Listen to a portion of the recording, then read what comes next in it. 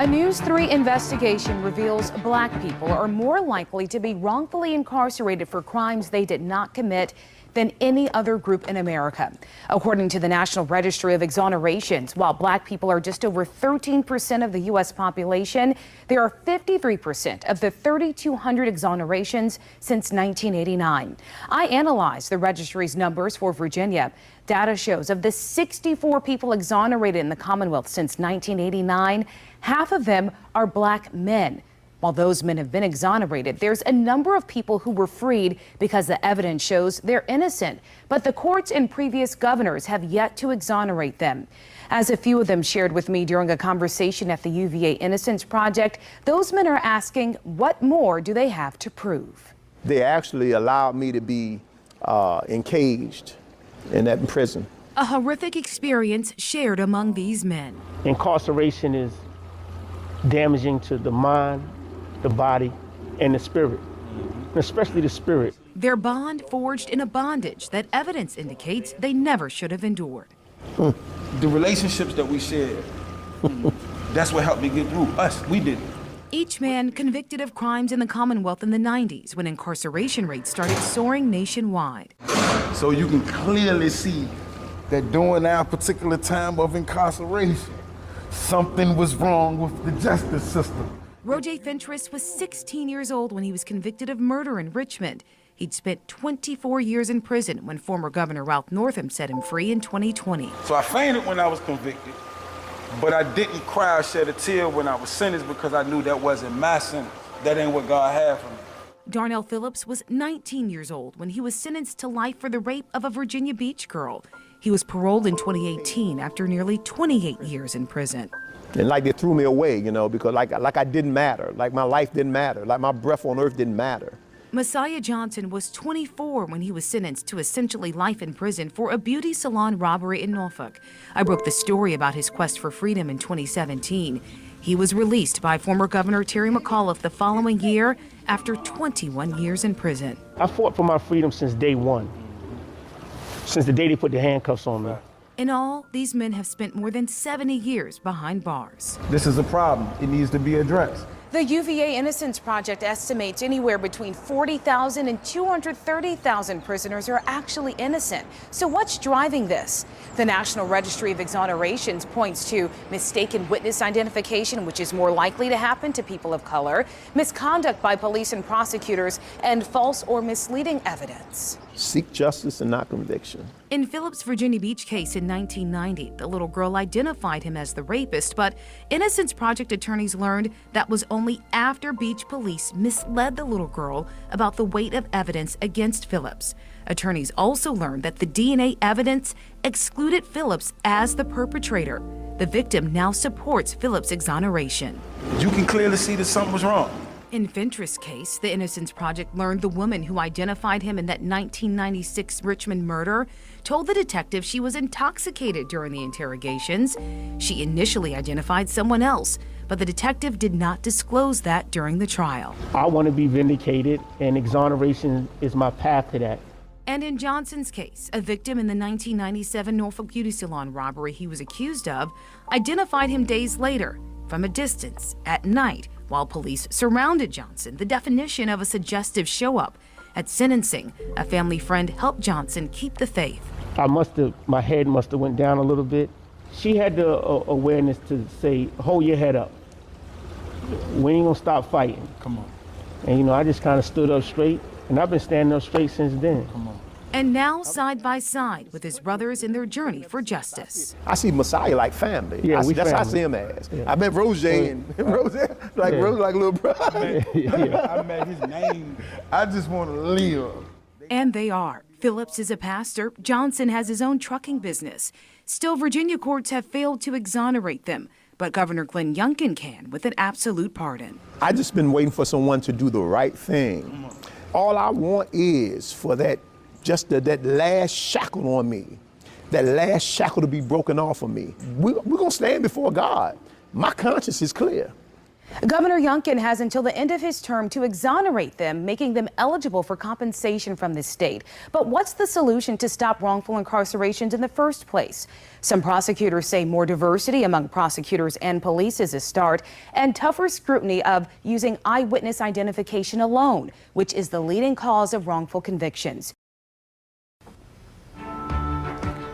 Now at 6:15, we have continuing coverage in a News 3 investigation in Virginia and across the country. Black and brown people are sentenced to prison for significantly longer than white people who commit the same crimes. That's according to the U.S. Sentencing Commission. And mandatory prison time for certain crimes may contribute to the imbalance. This morning, I'm taking a closer look at what some call a crack in the criminal justice system. They told me he was going to go to jail.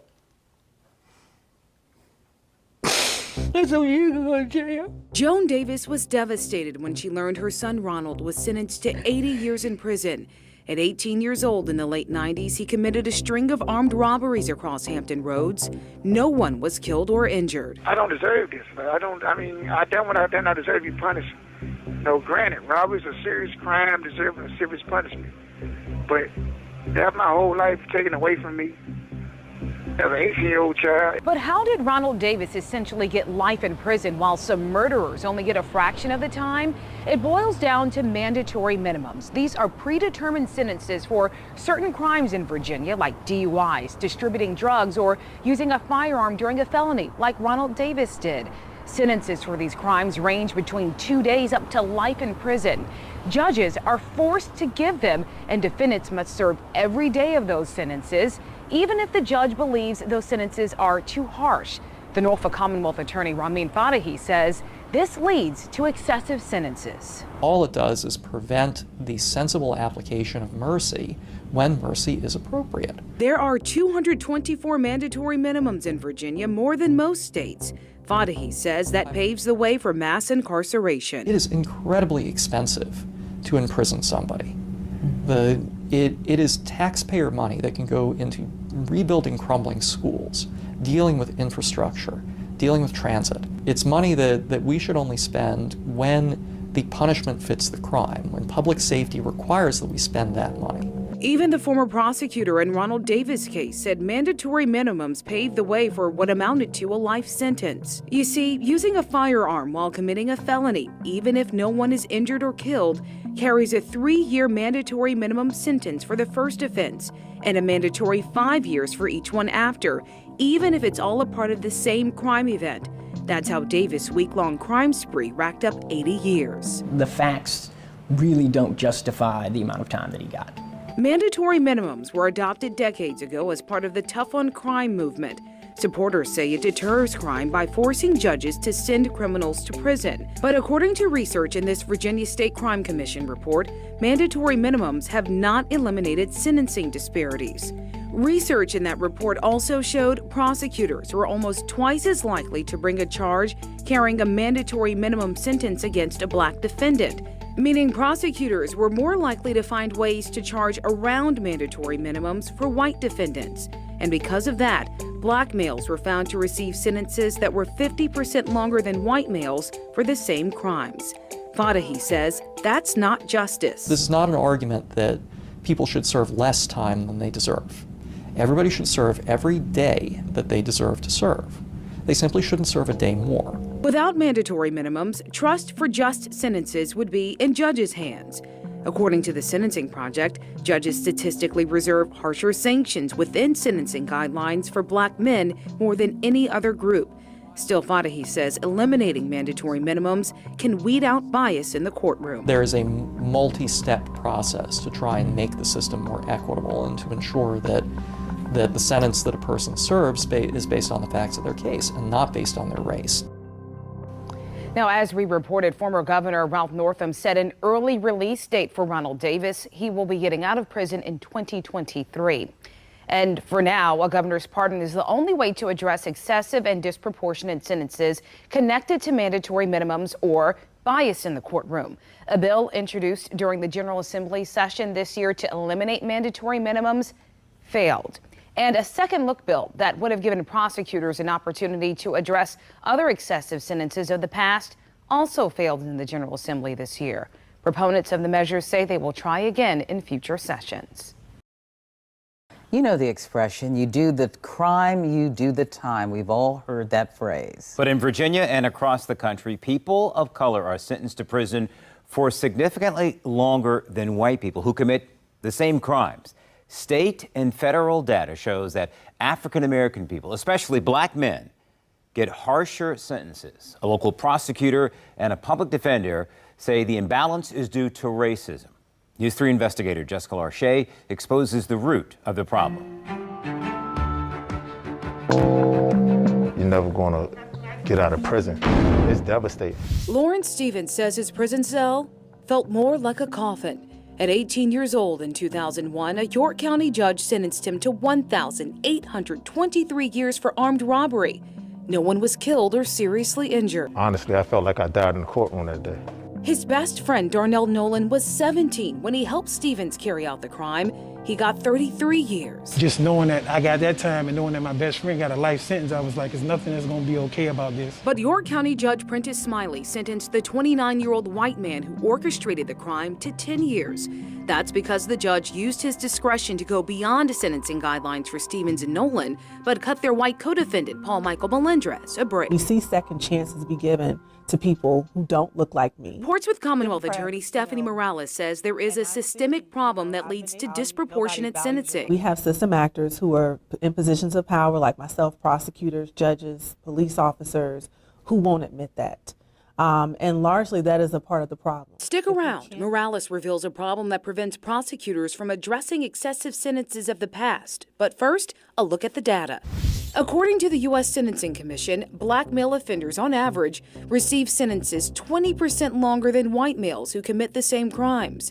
And according to the Virginia State Crime Commission, black males were found to receive sentences that were 50% longer than white males. Why are we seeing rates of black and brown people being sentenced excessively longer than white people who commit the same crimes?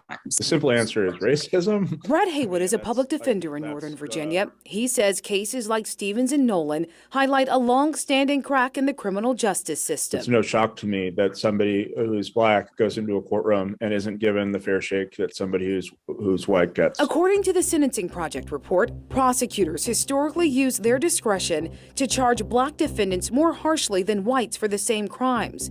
And judges statistically reserve harsher sanctions within sentencing guidelines for black men more than any other group. But Amy Fettig with the Sentencing Project says we should all care about the disproportionate data. Is this a fair system? If the color of your skin determines your punishment more than what you actually did? But get this, Morales says in Virginia, there is no path for prosecutors to rectify excessive sentences of the past. Parole was abolished in the Commonwealth back in 1995, and getting pardoned by a governor is a long shot. You see, former Governor Ralph Northam pardoned Stevens and Nolan in January after the NAACP got involved in their case. They'd already served 2 decades behind bars. As prosecutors, we cannot look at a case and say, this is grossly disproportionate, this is grossly unfair. But a second look bill being considered in the Virginia General Assembly aims to address that. It has bipartisan support, and if passed, it would give those behind bars a chance to ask the court to make changes to their sentence. There's a lot of work to do to reform this, and we can start by ensuring that people who are currently serving sentences that are largely unfair get a second chance. A second chance like the one Stevens and Nolan are using to shed light on the lever of justice. There's still guys that have 100, 200,000, more than what was given to my co-defendant and myself. The second look bill passed in the state Senate, but it has a steeper hill to climb in the Republican-controlled House of Delegates. Republican delegate Carrie Coyner introduced the legislation there, so supporters of the second look bill hope she can influence her Republican colleagues. Jessica Larche, News 3.